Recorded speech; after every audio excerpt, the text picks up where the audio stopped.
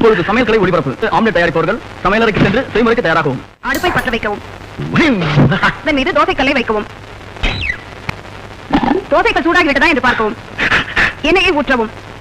2 முட்டைகளை கையில் எடுத்துக் கொள்ளுங்கள். அறையில் பாயை விரிக்கவும். தரையில் பாயை விரிக்கவும். முட்டைகளை உடைத்து ஊற்றவும். முட்டைகளை உடைத்து ஊற்றவும். பச்சை மிளகாயை கையில் எடுத்துக் கொள்ளவும்.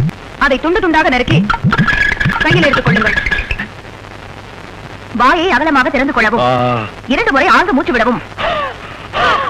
பச்சை மிளகாயை அப்படியே போடவும். அந்த பச்சை மிளகாயை அப்படியே போடவும். இப்பொழுது சின்ன வெங்காயத்தை எடுத்துக் கொள்ளுங்கள்.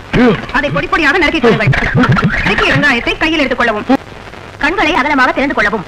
2 கைகளால் கண்களை அப்படியே தேய்த்துக் கொள்ளவும். நன்றாக தேய்த்துக் கொள்ளவும். மிஸ்டர் பாண்டியன், சமையலையோ யோகாவையோ கலந்து கத்துக்கிட்டீங்க.